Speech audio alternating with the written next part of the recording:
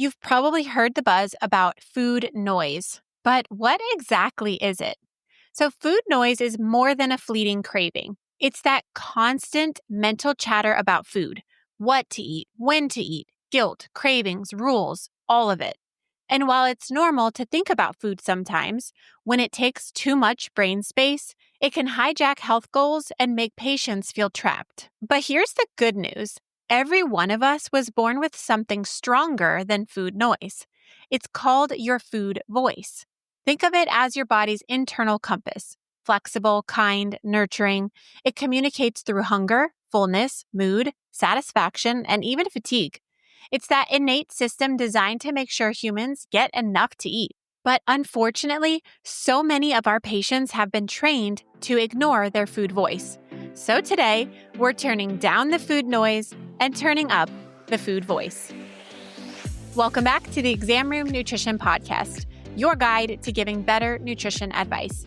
I'm Colleen Sloan, a PA, dietitian, and today we're unpacking how you can help your patients step off the dieting merry-go-round and rediscover their food voice.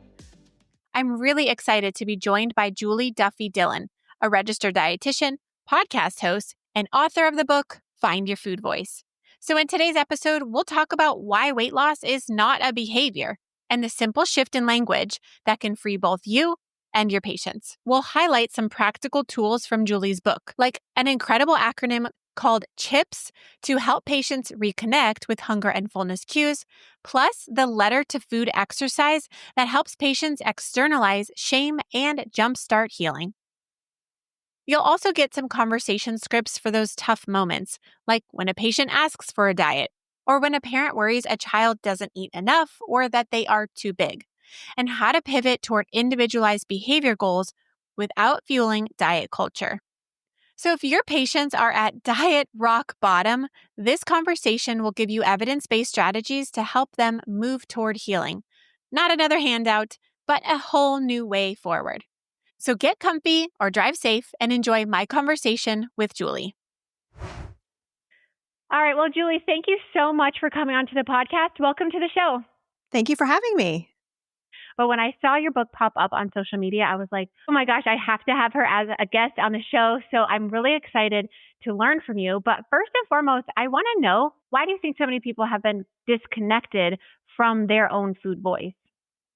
I think it goes back really far, but in a nutshell, it's because we've been told to not trust our bodies. I've been practicing for over 25 years and worked in every area of clinical care imaginable as a dietitian. And I have noticed, over the years, how much more of a push to be a certain size, no matter what we weigh, no matter how much muscle we have, no matter what age we are, we are all kind of have to be this certain exact size.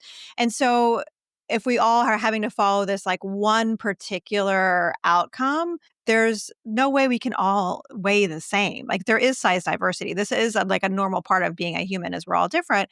And so there's all these different counter advice that we're getting, and it gets confusing. And so instead of following hunger and fullness, we're just taught to follow this diet sheet. And as dietitians, I mean, we know the diet sheets, and we will roll our eyes at them because they're so no, that I know it's easy just to give a sheet out and be like, here you go, patient, but yet it doesn't really help the individual. And that's what I Find Your Food Voice. I wrote it for an individual who's hoping to connect with what they need, using their own data to help them find, how to take care of themselves, how to find where their body just wants to be outside of all that noise. Oh, it's so good. And so if you guys want to learn more about body diversity, one of my favorite episodes that I've done is episode 104. It's titled Why We Accept Body Diversity in Dogs, but Not People. And it really unpacks that idea that all bodies come in different sizes. And so it's episode 104, and it'll be linked down in the show notes. You know what? I'm in the pediatric space, and I find that you're so right that we're heard these messages to not trust our bodies and trust what it's trying to tell us, honestly, from a very young age. And I think it stems from parental concern that the child isn't eating enough. And it's unfortunate because I think that's when it really does start, that parents are just forcing children to not listen to their bodies, to think that they either are hungrier than they are or fuller than they are. I think that's a wrong approach. What are your thoughts on things that's happening in younger ages? I have so much to say about this. And I worked in pediatrics for the first probably 10 years of my career. And I have a 17 and a 13-year-old. So, like, I've experienced it in many different areas. And what I always found kind of ridiculous was I'd go to my like kids' birthday parties and parents would be like, you have to finish that slice of pizza or finish that hot dog before you can have this piece of cake. And I'm like, why are we forcing kids to eat? I don't understand this. And at the same time, we're also like getting mad at kids when they eat more or they weigh more. And so it's very confusing for the child. And I think what's really important as clinicians is when we hear parents bring this up is to really ask the parent, like, what did you learn? Because it's really about what the parent is bringing in and their distrust of their own body. So they can't trust the kid's body. And so, yeah, it comes down to really when a parent is saying these things to help them to look at their own relationship with food and the rules that they were taught, and they probably can be like, "Yeah, that my messages that I got were messed up, and they didn't work. They've only made it so much more confusing, and I don't wanna pass that on." And with finding your food voice, it helps you to, like, stop that cycle. It's really hard, but it's really good and really important to do. Oh my gosh, you're so, so, so right. Because when I've asked a mom that, and the mom was actually in a smaller body, and her 8-year-old was in a larger body, and the mom really, really struggled with how the daughter looked. And come to find out, it was because the mom had had disordered eating and body dysmorphia for years. And so you're right. The things that we experience in our own lives and our own, adventures throughout our eating journey, it really does impact how we parent and how we raise our kids. So I'm really glad that you talked about that. All right, your book makes a very bold claim that dieting doesn't work, which I completely agree with. But yet, patients still come into the office asking us for a diet. And so we're kind of in this difficult situation where we want to answer them, but yet we want to guide them appropriately. So how do we give them an answer without feeding into diet culture? And now a quick word from our sponsor, Cozy Earth Sheets. Now, fun fact, I share my bed with two 60-pound dogs. Add in the South Florida heat, and most nights feel like a sauna session. But Cozy Earth's bamboo sheets completely change that. After a long day in clinic or podcast recording, sliding into bed feels like the best part of my day. They're soft, cool, and somehow, even with two furry heaters snuggled up next to me, I actually stay comfortable all night. So if you're like me and you've been struggling to get good sleep, do yourself a favor and check out Cozy Earth. Head to cozyearth.com and use my code EXAM for 40% off. And you can thank me later. All right, now back to the episode. I am so glad that you are talking about this with clinicians because something we know to be true is weight loss is not a behavior. Like we can't say, oh, this is going to help you lose a certain amount of weight. Even with GLP-1s, we cannot promise a specific amount of weight change. And the more we do that, the more it's promoting this kind of fantasy that doesn't exist and making clients or our patients really have a more complicated relationship with food. And so instead, it's highlighting like, what are some behaviors you're wanting to highlight? Are you wanting to learn how to cook more at home? Are you wanting to move your body more? Are you wanting to add more fruits and vegetables? Like talking about specific behaviors with your clients instead of just like focusing on the scale.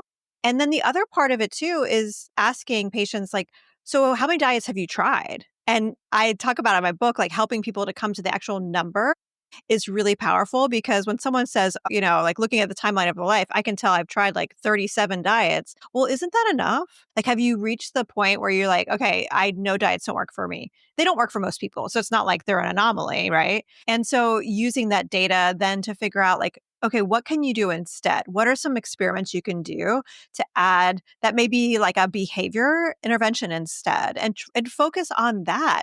And then also as a clinician, I think it's important to not highlight what's worked for us because everyone has different abilities, different access. And so really just focusing on like what intervention they're wanting to have with maybe their eating style or on their movement and like letting them lead in that regard.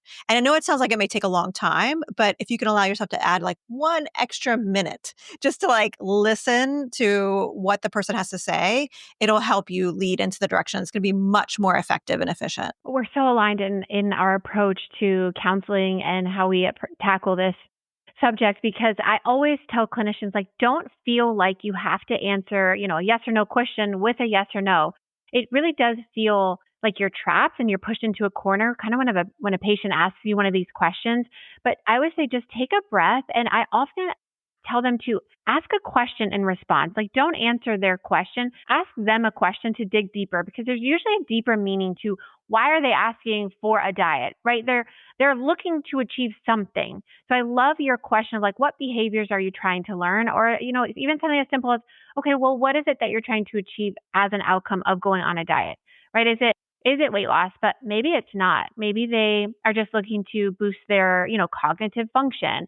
Maybe their grandma just got diagnosed with breast cancer and they want to focus on foods that are cancer preventing, right? Like, we don't know. So I love following up with questions and taking the time to listen. And in the long run, it actually does save time, because then you're not just like peppering them with like, oh, eat more fruits and vegetables, drink more water, when like that's Mhm. not what they were looking for. That's not effective at all. So I really love that. I agree. And I would say too, like, just asking is so powerful because the clients that I've worked with over the years, they know so much about nutrition. They have tried so hard. They've tried every diet. And so when we're giving these kind of like platitudes of like, eat this, not that, like, people oftentimes already have that information and they have even more knowledge than we do as clinicians. So yeah, it's really like saving everyone time in the end. Okay, that's like a hard truth to swallow, but it's so right as a clinician. Like, take away your pride, because you're so right. Like, I haven't actually dieted a lot, but I've had a lot of clients and family members who've probably been on every one of the popular diets, and they educate me because they have that lived experience. All right, you also have written about how the diet industry thrives on shame and blame. So, how do we help our patients recognize diet culture's role in keeping them stuck? I think it's really important to like look at the long-term dieting data. And if as a clinician you haven't really taken the time to look through long-term research, I think it's time to do that, because helping people to see that their attempts to diet, their attempts to lose weight and going on and off a diet, like, that's not them failing, that's not a character flaw. They are trying so hard. And yet they're told, because of the way the diet industry works, that by them failing the diet, they just didn't try hard enough and then they should try again. And so helping people to see, well, again, like looking back at their own data to see, like, okay, have I tried enough yet to really appreciate that it doesn't work for me? Like, again, using their own data and then letting them know, hey, you're not this like anomaly here. You're not the exception. You're the rule. Like, this is what happens to most people. And so helping people to just find another way. But then also at the same time, that's where doing things in the clinical experience where we're not assuming based on body size what the behaviors are, I think even goes above and beyond all of this, like treating patients like they're individuals and not assuming that you know how they're eating or moving their body. I've worked with some people who are in very high weight bodies who are running sub 4 hour marathons, and yet their doctors are telling them to exercise more. And it's really like kind of ridiculous, right? And yeah, so like make sure that you're not assuming.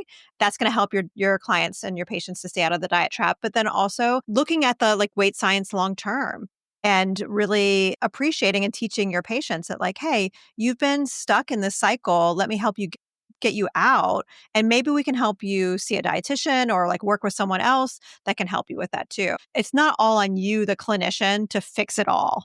Now, this is something that is lifelong for most people. So you're not going to fix it in a 10-minute interaction. Oh gosh, I 100% agree. And that's honestly is very freeing, because as a clinician in healthcare today, we're more burnt out, we're more stressed out. We have way more patients to see than we've ever had to see. And you do get that feeling like, well, they're here for me to fix them, because in medicine, we're very prescriptive. You have a rash, here's a cream. You have an ear infection, here's an antibiotic. But health and nutrition isn't the same at all. It's not about fixing them, right? It's about leading them, guiding them, supporting them, rather than, quote, fixing them. So I love that you mentioned that there's a team, work with dietitians, work with psychologists, work with behavior change experts to help your patient in all areas, not just with the number on a scale. Okay, Julie, so as I was preparing for our talk, I Googled your book and I went to Amazon reviews. And I've got to say, you have fantastic reviews. So for anyone who is thinking about buying her book, go buy it. It's amazing. All of the reviews are incredible. And one of the reviewers said that your book felt like finding a friend who gets it. And I just love that. So I'm curious, how do you think clinicians can adopt that compassionate stance when we're talking to patients about food and weight?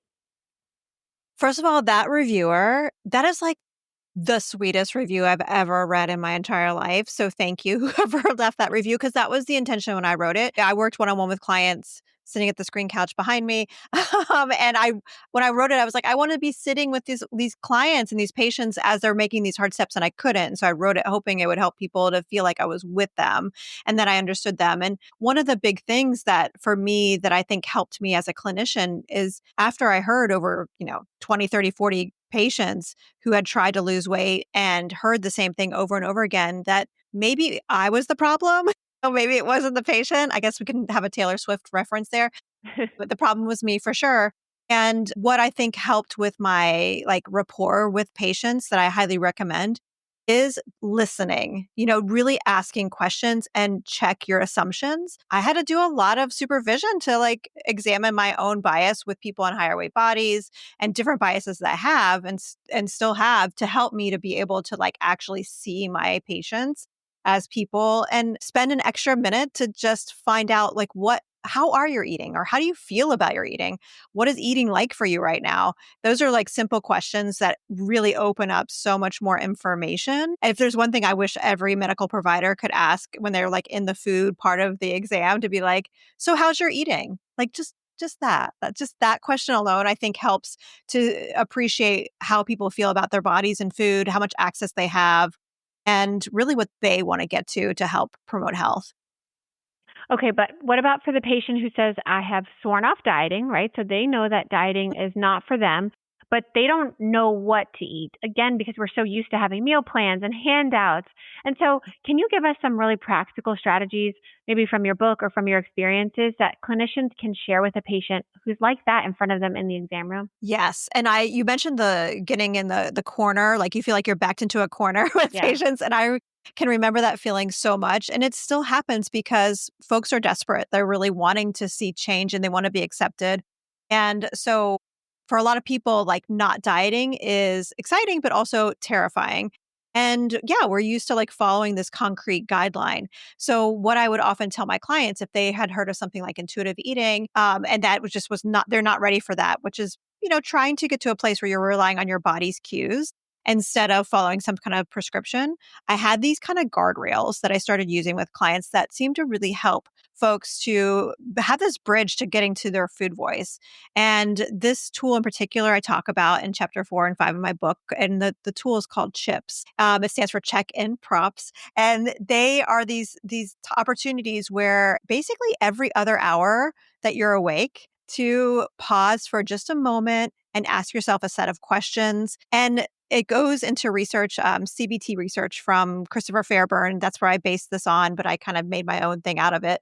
And it helps people to reconnect the mind and body. There's connections there, but they've been severed because of all the dieting and just distrust of the body. And it helps people to go through questions like, am I hot or cold? What am I feeling? Do I need to use the bathroom? Am I thirsty? Am I hungry? And practicing just checking every other hour is one of the coolest interventions. It sounds so elementary, but it is something that can be really, really powerful for people if they're just needing something to start with.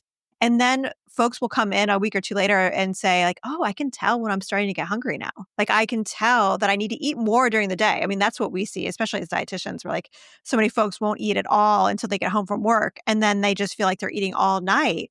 And we're oh yeah, they're not eating enough during the day. So this kind of helps their brain to be hey, I've been trying to tell you this for a really long time that you need to eat more in the middle of the day, and helps their body do what they can do to help take care of themselves. Oh, I love that. I love that you mentioned intuitive eating. And this is something dietitians are barely taught it in school, but clinicians definitely aren't taught it in school. So I actually included an entire module in the obesity medicine nutrition course all about intuitive eating and how we can help patients with it. It's so, so practical. So if you guys want to get into that course, it's the obesity medicine nutrition course.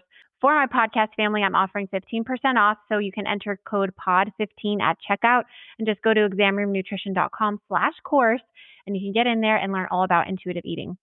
Okay, another incredible strategy you have in your book is that you describe letters to food as part of the healing process. And I want to learn more about this. So, can you explain the exercise and how a provider might use it with their patient? Sure. So, what this comes from is narrative therapy. I don't know if your listener knows this, but I'm also trained as a therapist. So, I have a master's degree in mental health counseling. And one of my favorite types of therapies I learned about was narrative therapy. And so, writing a letter to food has been a part of my podcast, Find Your Food Voice, which has been around for almost 10 years now. And most episodes are based on a letter from a listener, and they're just describing their relationship with food as if food was a person. Sometimes it has like an existential kind of tone to it, or maybe a little gestalt work too. But by removing the food, like kind of separating it from the person and putting it more in a concrete space, it helps a person to start to make movements to see what they need to do to heal. And so every chapter in this book had to include a letter from a listener, and I'm super grateful people were willing to include it in the book. Like, these are actual letters from people, not me. And by reading them, I hope you can see some of yourself in there. So, but anyone can do this. Like, there are exercises in the book too, where I talk about like writing your own letters to food. But by doing it, it helps you to, again, to externalize the problem and to help you to see solutions that will work for you that someone like me as your clinician would never be able to see because I'm not like living your life, right? Yeah. Yeah. Yeah. Oh gosh, I love that. How cathartic and how just healing that is to just get it like out of your body. And I think journaling is so helpful in so many areas. I never actually thought to write a letter to food. So that's awesome. And how beautiful that your listeners and your audience allowed you to share their stories. I mean, that's probably so impactful in the book. So definitely, you guys go check out her book because she's got some incredible stories in it. Another thing you talk about is reconnecting with hunger and fullness cues. And this is a big one. Again, I think because we've been disconnected from our food voice. So what is a practical way that a clinician can guide their patients to notice those cues? Because sometimes it can be like, I don't even know what I'm supposed to feel. So how do we start with hunger and fullness? Yes. And this is something that actually, whenever I talk to young children about nutrition, this is what I talk about. But I think it's really important for adults too, is even just asking your patients, like, how do you know when you're hungry? Or how do you know when you've had enough to eat? And you just, if you can really practice saying it in a way too that's very non stigmatizing and non leading, because of course people have learned what they're supposed to say, or they have kind of like shamey answers like, oh, I don't know how to stop eating, or things like that. And so, yeah, just asking people how they know. And if they are like, I have no clue, I haven't felt hunger ever, or I can't remember the last time I felt it, then things like the chips, that's a really great intervention for folks who are in that space. But really helping people to figure out, like, how does their body communicate when it has an unmet need? You know, like when we have unmet needs, our body tells us through something. It's going to be a feeling or a thought, and helping people just to like start to paint their own picture of how that happens. And I find hunger is it's like a more accessible one than like fullness or satisfaction. Letting people know your body will tell you when it needs to eat. And of course, there's some people that need to have interventions before that because they have been disconnected from it. But teaching people just to start looking for it and giving examples, and you will need to have your own language for how you know when you're hungry in order to do this work. So I would say, like, do some of that work for yourself, and then just find out how other people do it as well. And you'll hear so much great information from your patients. Like, they're going to teach you so much about the different ways that people experience things like hunger. What are some ways that you help patients feel full? Because I think that's a big one. Yes, people kind of ignore those hunger cues, and we can push through lunch and then we're ravenous at night.